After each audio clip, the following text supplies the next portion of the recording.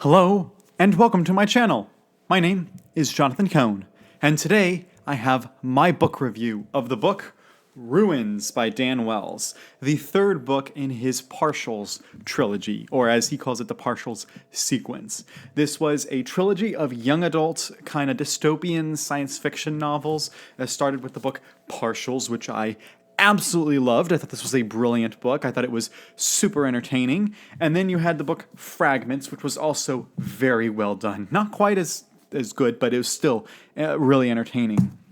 And I have to kind of tiptoe lightly because I don't want to give spoilers, but basically this book follows up with where the last books are, but this book's on much more of a timetable. There is like a definitive, we only have about 2 to 3 months left before the end comes. If they don't fix everything.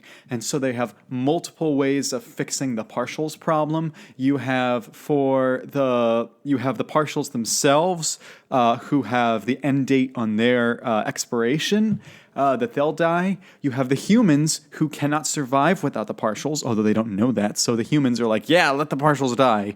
And then you have some of the other kind of creatures that are around that are just weird. Let me tell you, the other creatures in this book that are not part of the partials are weird. This is like where the fantasy horror stuff from Dan Wells creeps into his YA in this book, and that stuff I was like, ugh. Like that was weird. It was weird, but still, an overall an enjoyable book.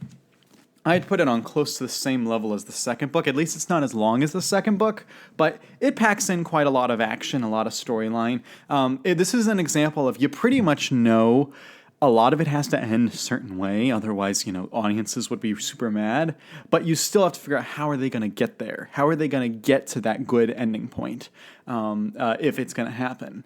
And so you see the journey of Kira trying to solve some problems, but also the other members of the cast. The cast of characters here works pretty well, even though Kira is the main character.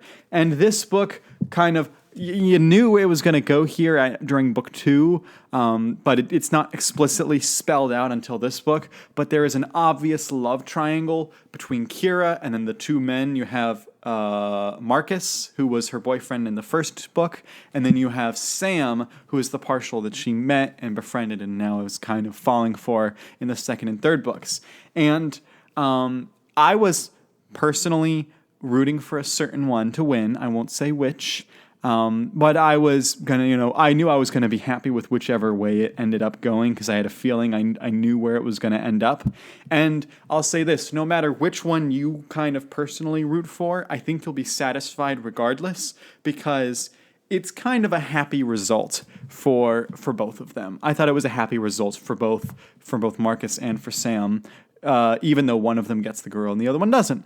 And of course, it's happy for Kira.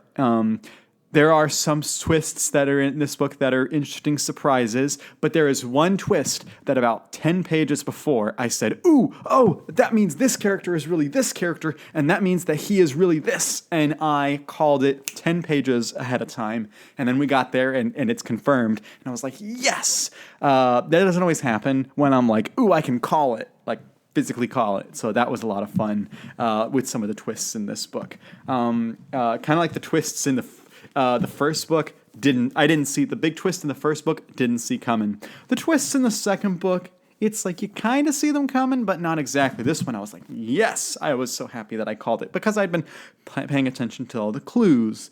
Now, I will admit, some of the science-y stuff got a little bit too repetitive and a little bit too boring towards the end. When they introduced the science stuff in the first book, it's fresh, it's new, and there isn't quite as much emphasis on the science in the second book, but when there is, it's an important reason, whereas there's so much scientific discussion in the third book, and it just you kind of feel, can we move on?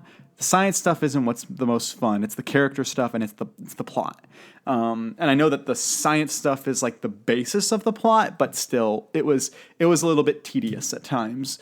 But regardless, it's still a lot of fun. I had a blast with this book. I'd give it a 7 out of 10. I think that the whole series, the whole trilogy was well worth it, particularly the first book. This is really a series that I'd say read the first book, and if you love it, you have a great book 2 and 3.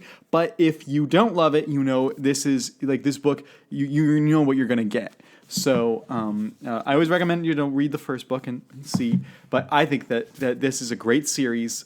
Certainly in my top 5 YA series, but that's because I haven't read that many YA series.